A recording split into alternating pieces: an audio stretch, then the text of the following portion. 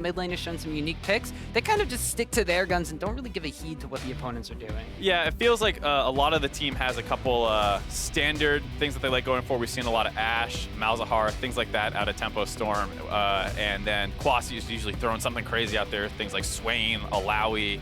I mean, just crazy stuff that you're not seeing really anywhere else. Yeah, and one of the things that Tempo Storm really likes to have is kind of the go button, something that starts off like a crowd control chain to really kind of snowball the effect of what they're going to be going for. And two of those have actually already been taken off the table by Golden United in the Malzahar and the Elise bans. Right, as well as the Scion being another one that kind of presses R at 6 and hopefully starts a fight. Tempo Storm, on the other hand, heavily targeting Phoenix. He's been banned out a lot in the Challenger Series overall. Usually still has a pick that he can go for, so we saw the LeBlanc, the Rise, and then the Rumble ban as well, targeted at solo. Not too much of a surprise to see there, as well as the Varus first pick. Generally still considered the strongest AD carry on this patch. Yeah, it's no real surprise to see the Varus being left open, going to be the first pick away for Goldcoin United. Mash has definitely been a very consistent member of the team. They were switching between him and Ricard for a very long time, you know, just kind of going back and forth, seeing who kind of fit better at Mad Life. But what in the utility AD carry meta, Mash has definitely kind of been a staple in that bottom lane. He's a very consistent KDA player. He really sets up some of these engages while the rest of his team really moves around and looks for the vision control. Yeah, the second half of the season, Mash was getting a lot more of the playing time. Tempo Storm locking the Ashe. This was something that we talk about.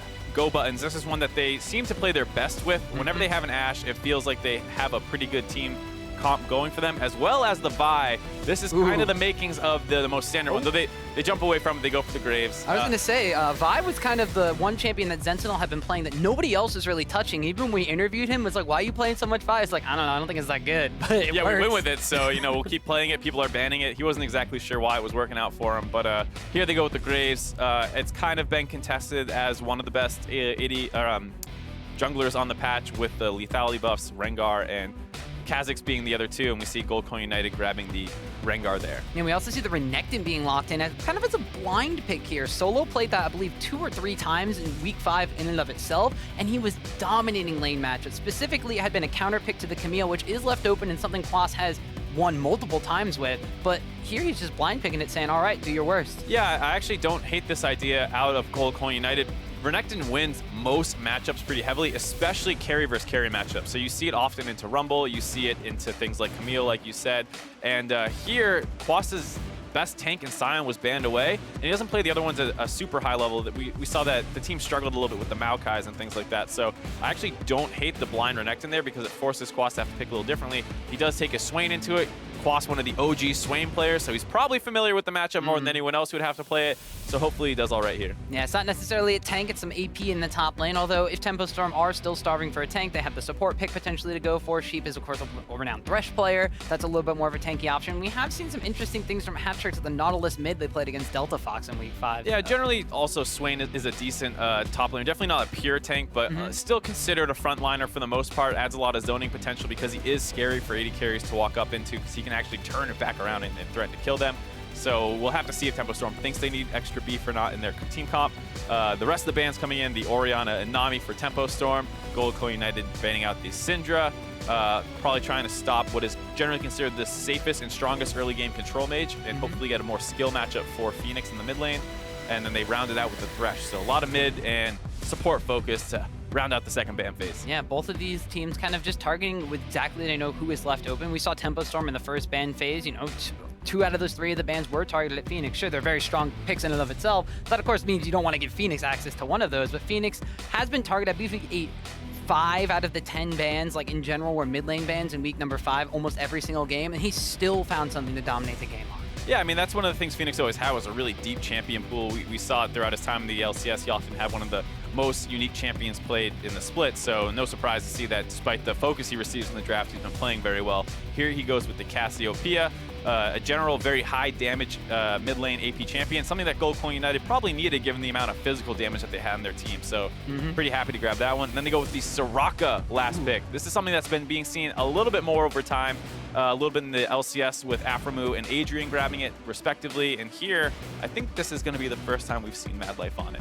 It's the first time we've seen Mad Life on this rock. It's not the first time we've seen it in the Challenger Right. Series. I believe Team Gates wound up picking it back in week 4. Unfortunately, that was not a win for them. However, this time around, it's going to be in the hands of someone like Mad Life. It's going to be super, super annoying. And it does look like that the last pick overall is going to be the Victor for hat tricks in the mid lane. This is another pick that's kind of seen a little bit more rise in popularity, like not that long ago, like just very recently. Yeah, very, very recently. And the thing about the Victor pick is back in the day, and not even that long ago, Cassiopeia was seen as a good matchup into Victor. And you are taking that into, you know, Phoenix's Cassiopeia, a very lane-dominant, aggressive player. This is kind of throwing down the gauntlet game 1 and being like, give me your worst, Phoenix. I'll take a not great matchup and be fine. And that's dangerous to do. Well, does look like that hat trick might be running with that exhaust. It's just cut the power of the Cassiopeia a little bit, but still the lane phase of Cassiopeia is not necessarily the most dangerous part. It's going to be the fact that once Phoenix gets rolling, we of course know Phoenix as being a very aggressive player roaming around the map. When you wind up hitting that late stage of the game, Cassiopeia becomes pretty much like a pseudo hyper carry in and of herself. Right, and I do think the Cassiopeia has a little bit less individual playmaking than we've seen out of Phoenix in recent weeks. A little bit harder to go flying into the jungle and invade and get a lot of free kills. So maybe not quite available for him on the Cassiopeia pick, but still a very strong champion in general to hard carry late game. And of course, Goldcoin United with that Renekton in that top lane. We've seen Solo, not only does he dominate his lane matchup when he winds up picking something like that champion, but he transitions that across the map in an extremely proactive way. We've seen him very early on being gifted that solo first tower gold up in the top lane, and then immediately transferring it to mid lane to try to get Phoenix to open up to make those group plays. Right, and on the other side, Tempo Storm having a little less CC than we've seen them succeed with. Usually it's a couple of these kind of lockdown targeted CC abilities. Here it's basically only the Ashe. You have a little bit of follow-up in the Swain, but it's not really that guaranteed lockdown that they like to have. So Tempo Storm branching out a little bit here with their team comp in game 1. Gonna have to see if it pans out for him. Well, it's no surprise to see someone named Freeze playing the Ashe. It has been one of his most successful champions, and Tempo Storm in general love to play around that bottom side of the map. We've seen them, in contrast to giving Solo the solo tower gold on top lane Renekton, Tempo Storm very often gives that to Freeze.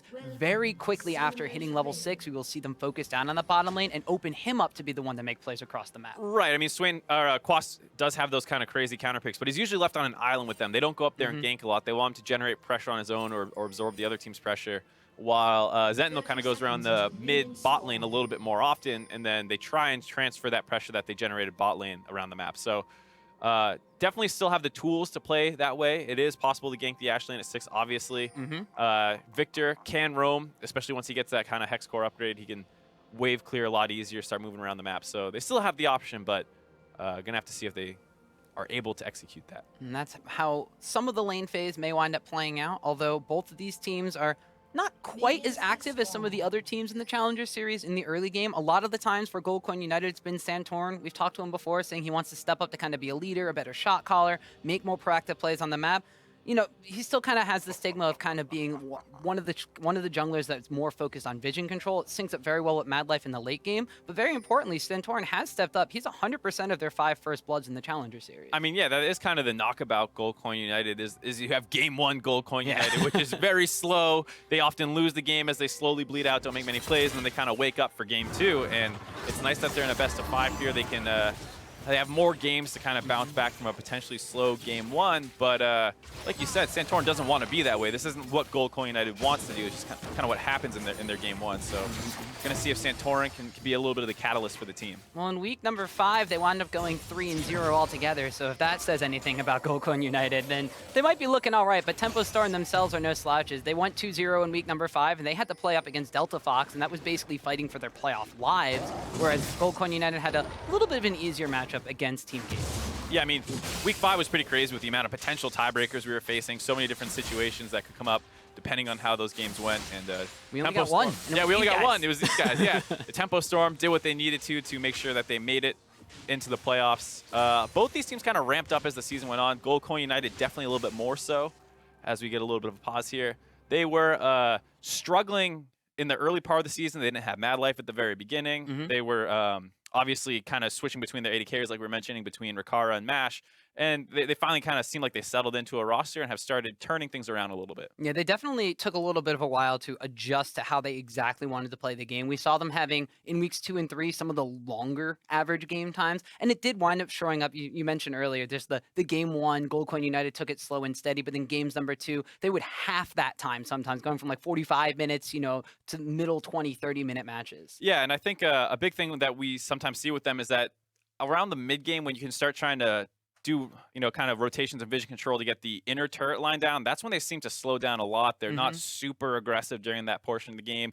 And we always say you can't really knock them for it because they're going for this kind of more slow and steady wins the race mentality. But you saw some other of their competition in the Challenger Series blowing games open during that time. And specifically Tempo Storm, that's one of their strengths where Goldcoin United's weakness kind of lies. You said they kind of plateau a little bit once they break that outer ring of towers. Normally you're seeing that happen in the middle stages of the game around 20 minutes. To contrast that point, Tempo Storm, they usually take it very slow and steady. They don't have a lot of early game advantages, but if they have a gold lead at 20 minutes, they've won every single game. I mean, that's why they like those go buttons, because when they have a lead, they do a good job of identifying how to use that lead. So we've seen Quas on Sion getting these flanks off or coming right down the mid lane. He's been able to show that he can engage in multiple different ways. And then the best part about having multiple go buttons is that even if one slightly misses or it's not the perfect engage, you have a couple other tools coming in to assist in those team fights. So they've shown with those comps, they're very, very good. It's been when they're forced off that they struggle a little bit. Right, and as you mentioned during Champions, like this composition has a couple of the less go buttons than they would like. The Victor's kind of like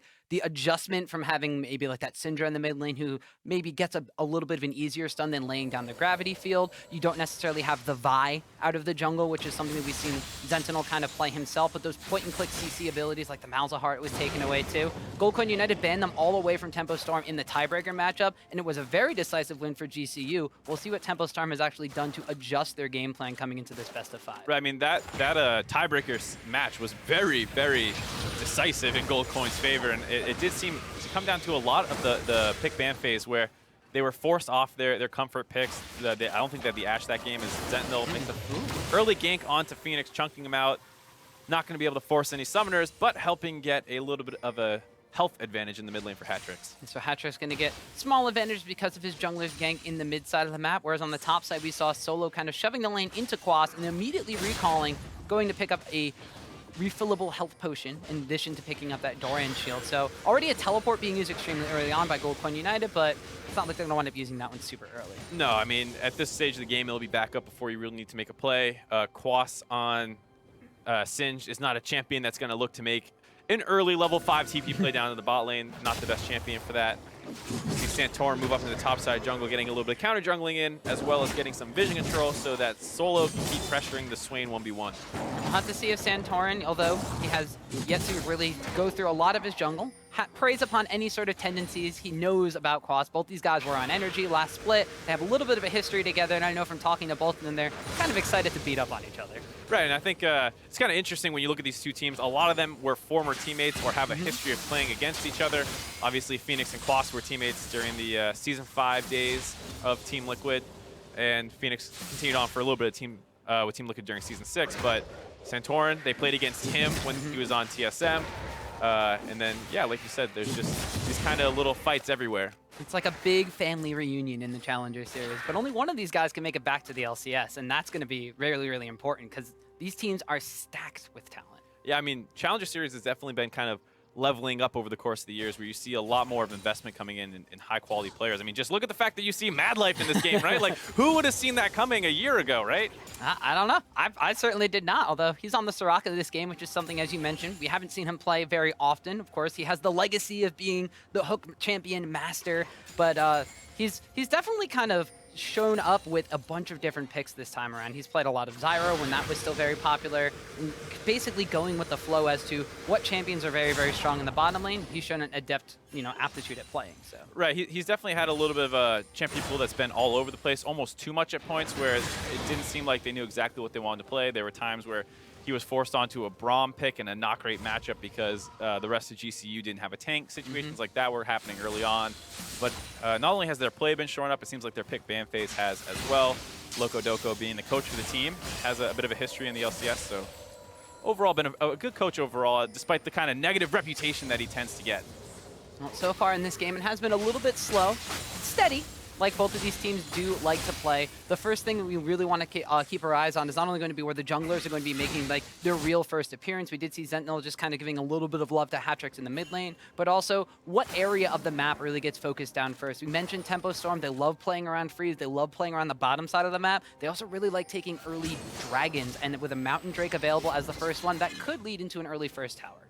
Yeah, definitely when they start hitting sixes on a couple more of their champions, only Hatrix there right now, I could definitely see them trying to focus around the Mountain Dragon. Great Dragon for both these teams, being able to push in and take turrets and neutral objectives easier. The other thing is that we see a huge CS lead for Santorin right now. He's done a good job of getting counter jungling, and even though Rengar is a champion that makes a lot of plays at 6, he's not always seen as the hardest farming jungler, quite like a Graves is expected to spend a lot of the early game looking to get a CS lead because he does scale extremely well. So far, good early game out of Santorin, getting a lot of these camps taken away, making another visit to the Krugs, grabs those as well, and he's still in position to potentially set up for some pressure onto Quas here. Yeah, and as we did see already, Santorin, second time he's taken those Krugs away, about a 400 gold advantage just purely off of his power farming and counter jungling style right now. In addition to that, he has been putting down a decent number of wards, even having extra control ward in his inventory right now, in addition to one he placed over by his opponent team red buff. Looks like Sentinel's going to be doing the same thing, mirroring on the opposite side. Going for that Tracker's Knife, he's also going to be establishing a lot of forward vision. And these are two of the teams in the Challenger Series that really like stacking up that vision control. Goldcoin United, we already talked about the synergy between Santorin and Mad Life. However, it's Tempo Storm that actually has the most wards placed per minute. Yeah, and I think, you know, you wouldn't have expected that hearing about Santorin and Mad Life being on the same team, but Tempo Storm doing a good job as Phoenix does not land the ultimate there on Hatrix. Looks like Hatrix trying to bait him into Sentinel, gets him a little bit, but they're not going to really be able to convert this into anything. Well, maybe unless Phoenix sticks around. This is preying upon his aggressive tendencies. The exhaust comes out, but Phoenix able to flash away. He does want it getting first blood. Off to the side comes Santorin. He's already flashed forward and able to pick up a second kill onto Sentinel. A 2 for 0 comes basically out of nowhere there for Goldcoin United. Phoenix is able to bait the 2v1, gets his own kill, and then Santorin, who was finishing up on the red buff on the top side of the map, collapses to pick up the second kill onto Sentinel. And that is an explosive start. When we're talking about the dangerous Phoenix, he's finally coming online a little bit here. Yeah, and this is basically, like you said, they're trying to bait Phoenix into this play. He misses the paralyzing gaze. Hatrix actually turns around, so it wouldn't have stunned him anyway. But once that's gone, you'd expect Phoenix to be a little bit more wary of this. But being the aggressive player he is, he does kind of go in, but it works. Yeah, I think Phoenix was definitely aware of the fact that Sentinel was down in that river. They had basically split the map in terms of the jungle, so he was aware of that. And he played it very close. It was definitely dangerous, but he was able to make it work. This has been one of the knocks about Phoenix and his aggressive tendencies in lane.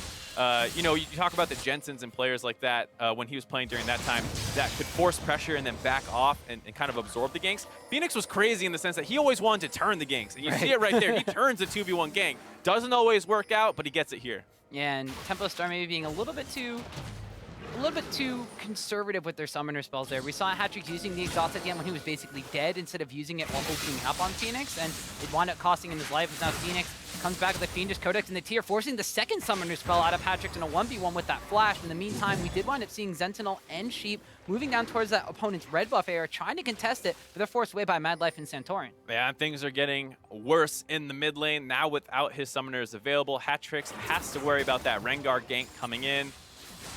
Santorin doesn't have a flash, but he's pressured under his turret here. The ultimate is coming back up, and it's going to have to play very safe. Sentinel hovering around there as well, but Solo rotating down, forces the teleport out of Quas. Not sure Tempo Storm can actually get anything off this. Yeah, he cancels that. Yeah, so Quas thinking they wanted to turn that one around, but there was no gank to be had either way. And we mentioned that Solo on this Renekton, as lane dominant of a champion as Renekton is, Solo definitely plays it in a different style where he tries to transition that lane dominance pretty much everywhere else. Yeah, you could see that the early game plan for Goldcoin United there was take the pressure that they had topside, control the top jungle for Team Tempo Storm. That helped Santorin acquire that CS lead, and then Phoenix playing very aggressive in that mid lane matchup. We said it could easily go in Cassiopeia's favor, and we see him win a 1v2 as Santorin starts opening up on the Quas. We see Renekton and Swain trading blows back and forth, but of course with that Ravenous Flock, Quas is going to be sustaining himself A-OK. Already has the Catalyst Protector as well, so that's going to be converting HP and mana into HP and mana, or vice versa, the way it winds up working that way. A little bit difficult to explain off the top like that. But yeah, I mean, they're both two champions with a lot of sustain. Those all-ins, you can already see both of them basically back up to full health. Not going to be able to really kill each other without any sort of ability to cut into the healing that's available to both of them.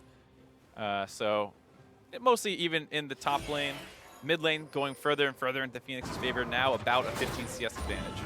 And that's all off of the fact of that one turned around gank. And to think about it, sure, Phoenix was one who wound up getting the first kill and getting that outplay in the 1v2 situation, but a lot of it did wind up coming from all of the control that Santorin had on his opponent's side of the map. Knowing that the only place Graves could be was really to kind of supplement that gank in the mid lane. And this is what we talked about already. Santorin wanted to be known to be as somebody who took a little bit more of a leadership role, took a little bit more of an active role in how the team was going to be playing out the early game. We see him transitioning a couple of those leads into the mid lane here, whereas Phoenix fortunately misses the second paralyzing gaze of the game. However, on the bottom side, Freeze is going to open up now that they are level 7 here. The Enchanted Crystal Arrow does wind up landing. The Karma Root does not quite snag onto Mad Life, and a Piercing Arrow from Varus will turn a decent amount of damage around in this trade. Yeah, it looks like they spotted out Santorin on the top side. Freeze not happy to let his team slowly lose these advantages. Want to force on the bot side, but they're not able to get anything. And in the meantime, Santorin takes that pressure in the top side and converts it into a kill onto Hatrix mid. This is what we were saying that he had to look out for. Yeah, they said they saw Santorin top side. I don't know if Hatrix did, but he saw him when he came and jumped on him already. So another kill going over in the mid lane, this time to Santorin getting the second of the game. Gotta look at that Victor pick and wonder if that was worth the last pick. Don't know what else he had in his pool to be available, but it's definitely a tough matchup, and you're playing it into arguably Goldcoin United's best player. And that is where the first turret is going to drop. Phoenix grabs solo gold on that one. Yeah, solo first tower gold going to be going over to the already super far ahead Cassiopeia. Had both pieces for the Merlin-Omicron. Wouldn't be surprised with that extra bonus gold. It's going to wind up completing that first item extremely early on. We mentioned how much of a bully that Cassiopeia could potentially snowball into. If you're at 13 minutes in and this Cassiopeia's already got a completed first item, it's going to be really, really fast snowball. Yeah, this is tough for Tempo Storm. You can maybe deal with the Renekton snowballing, someone who falls off a little bit heavier. Cassiopeia not one of those champions. Tempo Storm's bot lane continues to try and get aggressive, but they're not actually able to find a good opening. They don't quite have the Enchanted Crystal Arrow available, and this is kind of an interesting adaptation from Tempo Storm. They focus Phoenix extremely heavily in the ban phase, and then focus them extremely heavily by giving a lot of attention to Hatrix and help in that mid lane matchup, whereas Tempo Storm has generally had success in the bottom side of the map, but I don't think I've actually seen Sentinel go down there besides just now, 13 minutes in. Well, it's tough to deal with the pressure that Goldcoin United was putting out. You were losing top lane, not necessarily in terms of farm or anything, but it was the fact that he was mostly pushed in. Santorin was free to go up there all the time. And then Phoenix and Hatrix were farming even for a little bit of time, but as soon as Phoenix got that first kill in that 1v2, you saw that Hatrix was basically shoved in under his turret and chunked out the rest of the time. So that really does pull Sentinel around that mid lane to try and hold on there. Doesn't actually protect the turret. We still see that Hatrix goes down, and now they're going to try and snowball that pressure down to the bot lane. Nope, solo. Looking to get a ward over on the red buff wall. Quas just says hello to him, and they wind up blast coning over each other's wall there. As Hatrix was 2 levels down, now that Phoenix kind of roamed down and motioned towards that Dragon Pit area, has caught up a little bit in experience. But that's just going to be another burden that this Victor pick is going to have to try to overcome in this already one-sided mid lane matchup now. 139 CS compared to 106, 33 CS advantage. Massive. Aaron, you see the amount of pressure that Phoenix and Santorin have now grouping up to invade into the top side. Up 2,000 gold on his own. Huge lead for Phoenix. Meanwhile, Solo, though, in the top side, getting bullied around a little bit. When you got a fed Cassiopeia roaming up there, I would want to bait that one out all the time, too. Meanwhile, Santorin cuts off Sentinel in his own jungle. A decent amount of damage being traded back and forth, whereas now Solo getting aggressive with the dominance pop. Flashes forward, gets the stun on the Quas. That's another kill going over to Phoenix. Yeah, you get to bring up that Morello-Nomicon to cut into the healing of the Swain. Quas also running low on mana from the extended trading from Solo.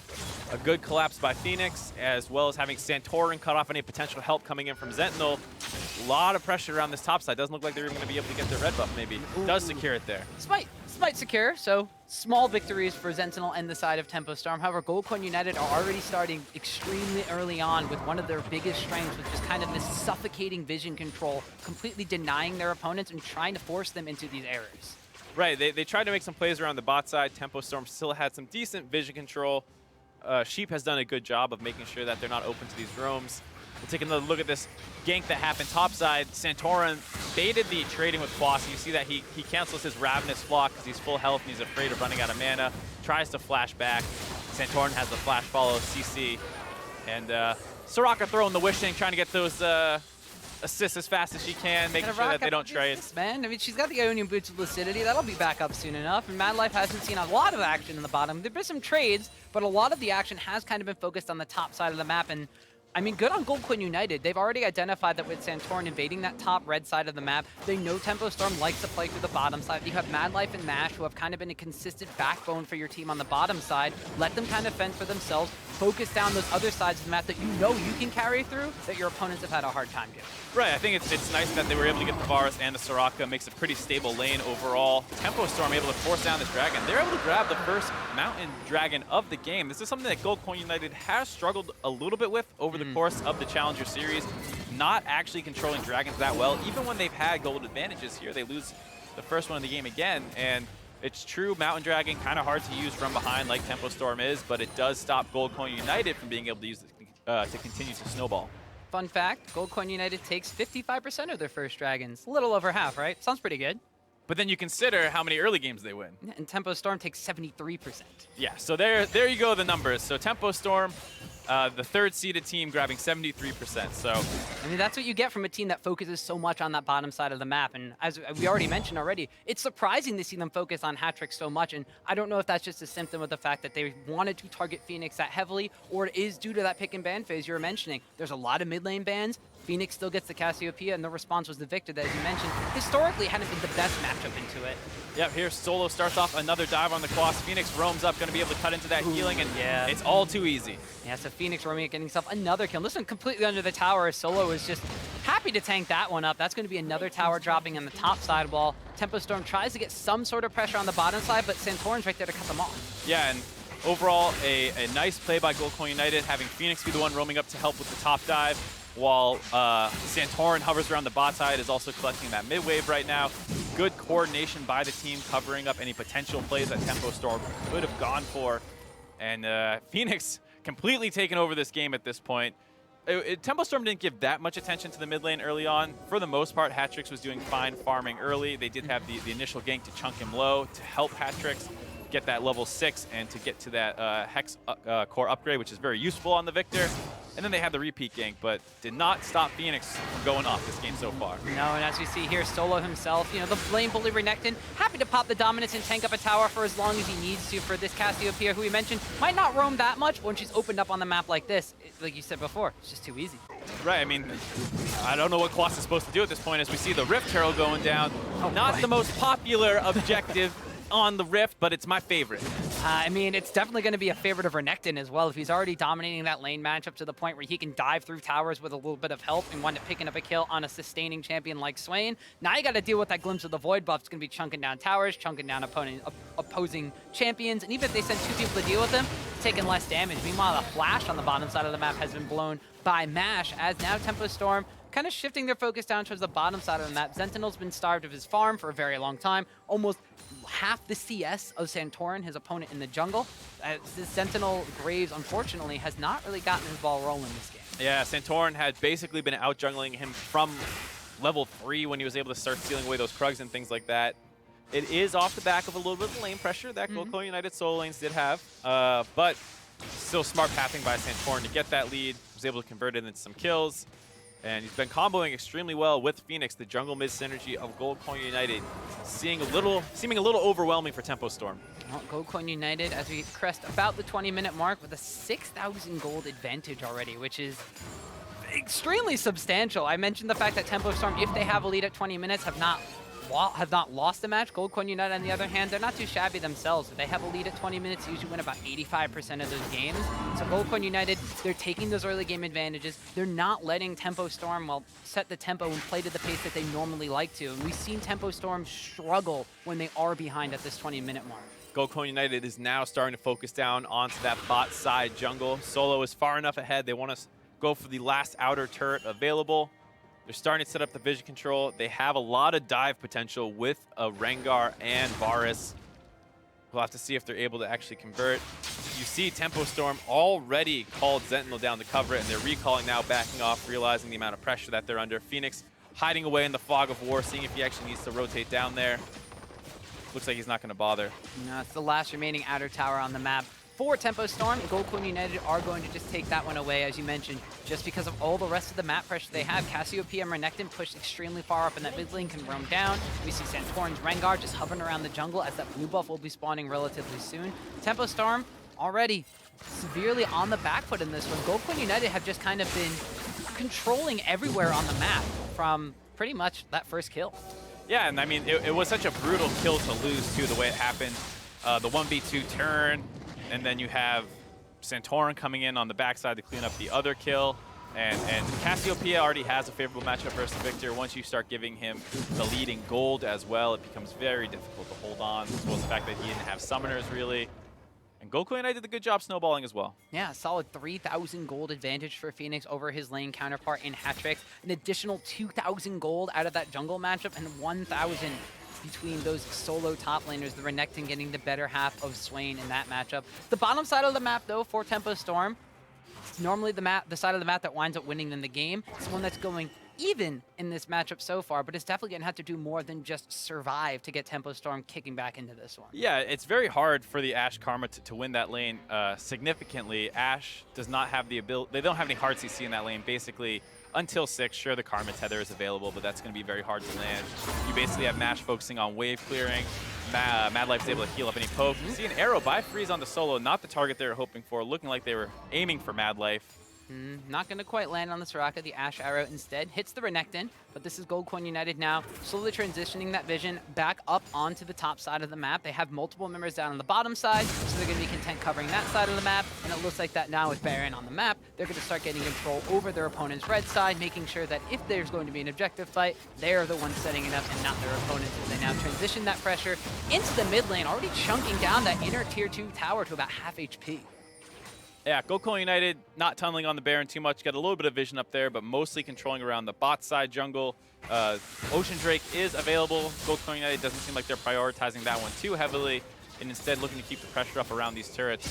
It's hard for Tempo Storm. We talk about the fact that they don't really have a true tank, but they have the Swain who can play frontline a little bit, but he is behind at this point. Doesn't have too many items, and it's hard for anyone to really match Phoenix. It's not too often you see a Cassiopeia in a split push situation, but who are you really going to send against him? Well, the problem is, too, you had that very early Morello Namacon. You mentioned how effective it was at cutting the healing in ganks. Now you have a Swain that has, you know, a fully stacked Rod of Ages, but that's pretty much the only item that he's been able to complete so far, going up against a Cassiopeia who's already on 3 items herself, the Seraph's Embrace, the Abyssal Scepter, the Morello Namacon. It's basically almost at late game Cassiopeia already. Yeah, 3-item Cassiopeia at 23 minutes is insane. Phoenix has destroyed this game so far. Could solo this Drake. Santorin says, wait, I'm a jungler, I'm supposed to be here. Shows up to help finish the dragon off with Phoenix, though he didn't really need too much help.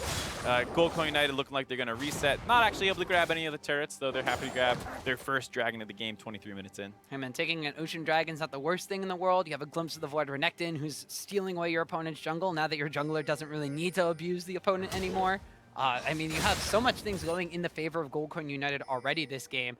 Tempo Storm's definitely going to be hard-pressed for this one. We've seen already Tempo Storm, when they do wind up getting behind like this, sure, they can stall out a game. They've had a game against Big God's Jackals where they stalled out a poke composition until 40 minutes when the poke comp was starting to fall off. But even then, with a late-game Sivir, they struggled to find opportunities to come back into it. They didn't have any hard CC in that composition. This time they got an Ashe Arrow, but they don't have the same kind of scaling like a late-game Sivir. Yeah, and the problem is you're also against the Soraka, who's great at keeping a target alive. Even if you do land an arrow onto Phoenix, who is basically the hard carry at this point that you need to kill early in a team fight, even if you land that arrow, you have Seraph's Embrace, you have a Redemption completed now for the Soraka, so it's the fact that you're just generally against the Soraka, who has a ton of healing. So it's very difficult to see a world where Team Tempo Storm is able to find a fight that actually gets them back into this game. It's like a less tanky, prettier looking Tom Kench. The way it's Soraka? He's one of those targets alive for basically forever. That's one way to look at it. That's the way I like to look at it. I'd rather look at that than look at Tom Kench. What's true beauty, Tom, huh? You're telling me Tom Kench isn't beautiful? I mean, as a fellow Tom, I have to say he is the most attractive champion in the League of Legends. Maybe a little bit of bias there. None at all. Gold Coin United slowing down a little bit. This is one of the criticisms, like we said, that we had about them. Despite how hard they were snowballing this game, they have not yet cracked any of the inner turrets yet. Phoenix has transitioned up to the top side. They set up a 1-3-1, but they're not actually able to really start breaking these down yet. A number of the turrets have gotten low, but you don't see these dives come in, right? With a Rengar Varus, you think that you would be able to get pickoffs in the jungle or get some dives through the pressure and rotating members over to a single lane. And this is the kind of play that you just don't tend to see out of Gold Coin United, at least in game 1.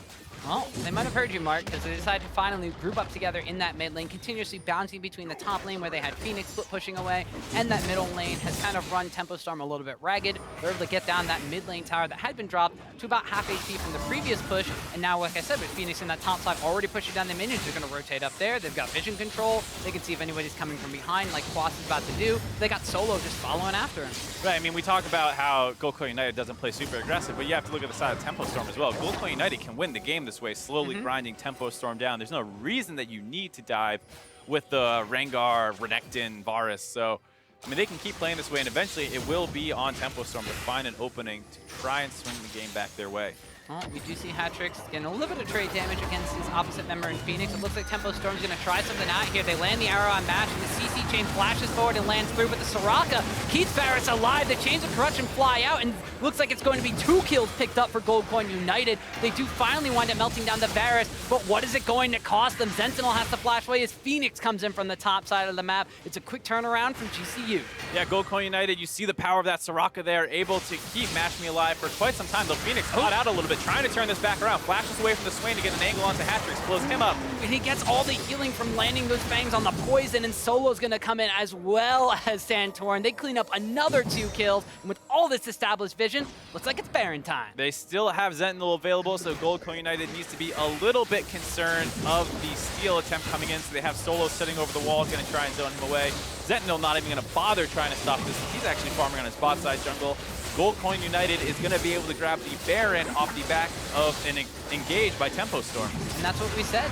Gold Coin United likes getting control of their opponent's areas of the map, loves forcing them into the dark. And when you think that Tempo Storm has an engage, it's Gold Coin United who are able to keep Mash alive long enough to spring their own trap. Right, I mean, it's nice that they get the engage onto Mash. Eventually, they're able to finish him off. He does live long enough for the rest of Gold Coin United to collapse and pick up their own kills. And then the big problem is you didn't even actually kill the real threat on Gold Coin United. Nope, Phoenix comes in from the backside of that fight and just starts wreaking havoc. And even though it looks like that Phoenix, with that character over-aggression, is trying to bite off more than he can chew, the Saris Embrace shield and the heals coming out, just keep him alive. And Santorin and Solo just there to help him out. Yeah, really important that he was able to get that stun onto Hatrix. It looked like he was trying to use the brush to get some cover. It was warded, but Hatrix not able to react in time, goes down to Phoenix, who has a good flash away from the Swain so that you can only really take damage by one person at a time. Well, and we posed the question before, how are you going to wind up breaking more than one inner tower? Baron buff's going to be a really good way to do that. You already got the glimpse of the Void on Renekton. He can sit up there and split push, has his teleport still available, so there's no real challengers that he can throw at him that he won't be able to slice and dice his way through. We have Phoenix, of course, now 3-0-4, picked up a Rylai's Crystal Scepter on top of all of that after that fight. Even has the Elixir of Sorcery in his inventory because what else is he going to buy at this point? More items, because Cassiopeia can buy fixed. That's true. He doesn't have to buy the boots, so technically he's not quite utilizing that slot. But I guess, I mean, at this point, if you're pushing him with the Baron buff, you are 9 kills to 1. You're this far ahead. You're looking for game ending. Yeah, you grab that Elixir right now. Helps you push as well, blow people up. And it's going to be very hard for Tempo Storm to be able to find... Oh, Mad Life taking up the tower, though. Santorin's going to tank up the Enchanted Crystal Arrow from Ashe, so they will keep him alive. They have an Ocean Drake on their side, and they still have Baron buff minions, and Quas just gets melted. I didn't even think he was taking that much damage, but Cassiopeia just rips him to shreds. Meanwhile, on the opposite side of the map, though, Hatrix getting the better of the trade here against Solo. Hatrix very low on mana. Solo's going to get the wish there from Soraka. The dominance popped already, though. He does have to turn back. Yeah, it's the big question for Tempo Storm. Are you even able to kill the Cassiopeia, who's the big threat? Or do you need to focus down the other members? But then when you try that, Cassiopeia runs free, and you see Quas go down there as Mad Life was getting a little low. Kind of baited Tempo Storm to walk forward more. We saw Santorin popping the zoning ultimate from Rengar, so the Throw of the Hunt was there just to scare everybody away. And with the Baron buff still on multiple members, Gold Coin United take their first inhibitor tower and first inhibitor just 30 minutes into the game. Yep, looks like they're running down now to potentially grab a Cloud Drake. They're pretty happy with just cracking the bottom inhibitor. That's good usage of the Baron buff so far. About a quarter left on it, but it'll be hard to put into more use after resetting and grabbing this Cloud Drake. So that's Gold Coin United now 10 kills to 1, up about 14,500 gold. 30 minutes into the game. This is the definition of getting your solo lane snowballing ahead. Yeah, and Tempo Storm's lucky that they were able to grab one of those kills. Otherwise, they'd be facing a perfect game out of Gold Coin United here. They got a dragon. They do have the dragon That'd as well. be a no-hitter. Right, we were talking about this. There. Yeah, we argued about this before. What is a no-hitter? It's no kills, but maybe you get an objective. Yeah, I don't think it's turret. I think it's just the dragon. Like a dragon or maybe like a sneaky Rift bear. Herald. Does he really count as an objective? Whoa, don't throw shade at my boy like that. I mean, he makes people look purple, so I guess that's pretty cool. Yeah, he's there. He respawns once a game. If anything, he is the most important objective. He only exists once. You know what else only exists once on the map? A Nexus. That's true. And that's what Gold Coin United are going to be trying to push down here as they take another outer tower on the map, the 7th one of the game for themselves. Most of them grouped up on the top side of the map. We have Solo with the Renekton in the mid lane, pushing up that lane as well. Another throw the hunt will be popped to try to zone Tempo Storm away, but Tempo Storm a little bit more stalwart with this one, but with Super Minions pushing on the opposite side, eventually someone's going to have to deal with it. Sure, it looks like they were maybe a little too eager there, maybe saving the Rengar ult till the bot wave was pushing a little harder on its own. Maybe with this wave would have been a little better used, but they still have the pressure up on the top side as this bot wave pushes in. They're continuing to threaten this top inhibitor turret. Lots of zoning abilities for both teams to come out here. It's still pretty hard for them to push without this Baron buff. A lot of wave clear available with the Victor. That's true. Victor and Ashe. No slotches at wave killing, and if Frost is not going to be rooting anybody up, he can wind up using the Crepify as well as the Never Move to help aid in that as well. So while the minions are taking more magic damage than normal, it looks like they are going to rotate towards the mid lane here. The Enchanted Crystal Arrow does land on Max. He's able to wind up punching that one away with the Quicksilver Sash, and it does look like the Tempo Storm, though they've blown pretty much every single ultimate on their side, are only going to dissuade Gold Coin United for a couple of seconds. Yeah, and you see Mash is already back up to full health on his own, basically. Mad Life on the Soraka has plenty of regen on his own, especially when you factor in the Cloud Dragon, able to heal up the members of Gold Coin United when they get low. And there was a Chain of Corruption landing down onto Freeze, a little bit too far back in his own base though, so they did not wind up snatching that one up. You see Gold Coin United, Baron buff not on them. Baron power play wasn't exactly super large, but they've already taken a lot of things on the map. They really only cracked open the bottom lane inhibitor and is giving them all this map pressure at the same exact time. So gold counts be damned. They are able to get this top lane tower off of that because Tempo Storm are just floundering back and forth between multiple lanes, trying to cover everywhere, but Gold Coin United are just not letting them. Right, you see Gold Coin United keeping the pressure up consistently. Like we said, with that Ocean Drake and Soraka, it's almost impossible to just poke them out of these kind of sieges. And on its own, the super creeps in the bot lane are going to grab the first Nexus turret of the game. Well, I did say someone was eventually going to have to deal with it, and if you don't, that's what happens. They take your Nexus towers because they're super creeps, and that's what they do. Yeah, it's hard to figure out a member who to send down there too. Quas on Swain, not the best at dealing with the super creeps. You really probably want to send the Victor down, but then he's also your best wave clear on his own. So Tempo Storm not really having a good option to pick from there. End up losing both objectives on opposite sides of the map. And Gold Coin United playing slow, more disciplined. Don't overextend after taking that top lane inhibitor. Baron is going to be available on the map in less than 1 minute. They have no reason to try to really rush this one through. They're still only 33.5 going on 34 minutes into this game. They have the stranglehold down on Tempo Storm, and they're just looking for that one more calculated fight. I mean, at this point, they could even just let the Super Minions end it because Tempo Storm can't even deal with it. Right, just group up as 5 in the mid lane. There's really not much Tempo Storm can do. They'll shoot out all their zoning abilities. That's great, but you just have to wait a little bit for your side waves to crash on their own. And eventually Tempo Storm will have to respond to those or risk losing their base just to minions. Yep, you already see Gold Coin United taking your advice, Mark, grouping up in the mid lane. 5 strong there. They have the bottom lane already pushing with Super Minions. Top side has yet to crash into the Tempo Storm base, although with Super Minions pushing on that side as well. It's only a matter of time, and they just have to sit here, sit back and poke down this already low mid lane inhibitor tower. That one's taking a bit more damage there. Mash will step up, take a couple of pot shots at that one, and then back away. Like you said, it's just a matter of time before Tempo Storm has to act on something. Yeah, Tempo Storm is definitely in trouble. Gold Coin United does not even need to force a fight. They don't even need multiple members to secure this Baron. I was wondering if they were going to bother going for it as multiple members were still hanging out, pressuring the mid lane. Instead, Phoenix and Santorna says, all right, we'll two-man this. Don't get engaged on mid. This could be an opening for Tempo Storm, but it doesn't look like they're going to be able to find it. They use the Hawk Shot, so they know this is going on, but it looks like they just can't get past the remaining members of Gold Coin United to even contest that. So it's second Baron of the game going over the Gold Coin United. You know, the inhibitor on the bottom lane has respawned, but that's an exposed inhibitor, now a Baron buff on GCU. Yep, Fat Lady's starting to sing here. The Baron buff will be the last little piece needed for Gold Coin United to crack this base open, most likely. Bot inhibitor, like I said, respawning, but I'm sure that one will go down as well pretty quickly here. Gold Coin United just need to play this slow and steady. They land the arrow, but they're not even really engaged with it, using that more for zoning as they focus down the last inhibitor turn of the game on Tempo Storm's base. Yeah, the Chains of Crushing was used there. Swain dropping extremely low. The Enchanted Crystal Arrow was used as well, but Phoenix is flashing forward, getting as much damage down on Sentinel as possible. 3 members simultaneously falling from the side of Tempo Storm. We even see Santorin jumping super far in and trying to get his Golden Guardian Angel popped underneath a Nexus Tower. Solo is zoning away hat-trick from his own base, and with that 20,000 gold lead. It's going to be Gold Coin United with a romp in game number 1 over Tempo Storm. Yeah, I mean, you saw how unclean that engage was there, but the gold lead makes it so that Gold Coin United basically can't lose. They destroy Tempo Storm in game 1, basically off the back of Phoenix's great Cassiopeia play. Yeah, and that was just basically...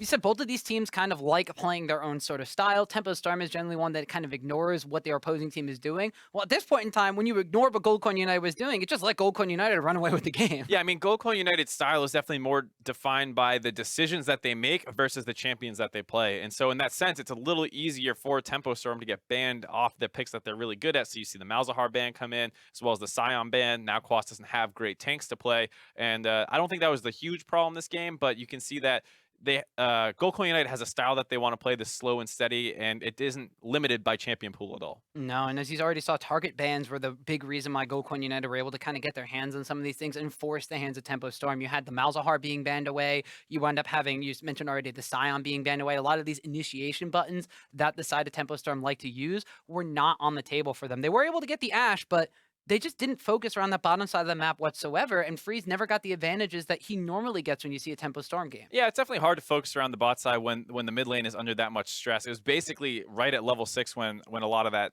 kind of 2v1 turn kill from Phoenix happened, and I think you have to look at the mid lane electing to go with the Victor into that Cassiopeia, playing a disadvantageous matchup into the opponent's best player. You have to look at that and kind of raise your eyebrows and say, I'm not sure that was the best idea. Well, not only is Phoenix the best player potentially on Gold Coin United, at least from the perspective of this game entirely, but he also winds up having one of the higher damage shares, the first for all the mid laners in the Challenger Series. He only gets the second highest amount of gold resources out of 6 teams, so it's not necessarily a super large amount, but he's super efficient with that. There's his damage per gold ratio, super high, and I mean, when he's having an influx of gold like that, he winds up not dying, he winds up roaming up and creating advantages for the rest of his lanes. You get to see why they prioritize this guy so much. Yeah, and it's nice that, like we said, he can play basically anything.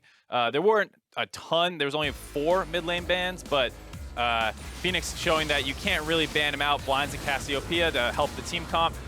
Takes his 2v1, very impressive, and then after that he's able to start spreading his wealth around the map, going up top side, helping Solo out, and then eventually threatening dives around bot lane as well. So a lot of the advantages basically came through Phoenix, though Santorin did have a good early game pathing as well. Yeah, I was going to say a lot of the advantages Phoenix got actually came because of the fact that he was able to ward up the top side of the jungle, steal the Krug's Way multiple times, force Sentinel away from that side of the map, and then was able to kind of just counter gank and turn things around off of that play we just saw in the mid lane. Yeah, and we talk about how Tempo Storm's bot lane is kind of the focus for them getting things going. For Gold Coin United, you take Soraka, you take Varus, and you just kind of hold on to the lane and let the top side of your map control the game. Well, that was definitely a Gold Coin United sided game number 1. We're going to be headed towards a break while the teams regroup for game number 2. So stick around to see if Tempo Storm can tie the series or if Gold Coin United is going to jump out to a 2-0 lead.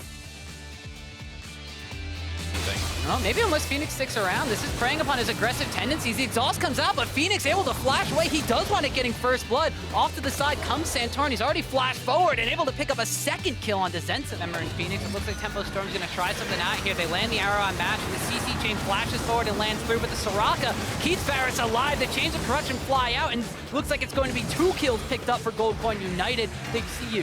Yeah, Gold Coin United, you see the power of that Soraka there, able to keep Mash Me alive for quite some time, though Phoenix caught out a little bit, trying to turn this back around, flashes away from the Swain to get an angle onto Hattrix, close him up. And he gets all the healing from landing those bangs on the poison, and Solo's going to come in as well with that 20,000 gold lead. It's going to be Gold Coin United with a romp in game number 1 over Tempo Storm. Yeah, I mean,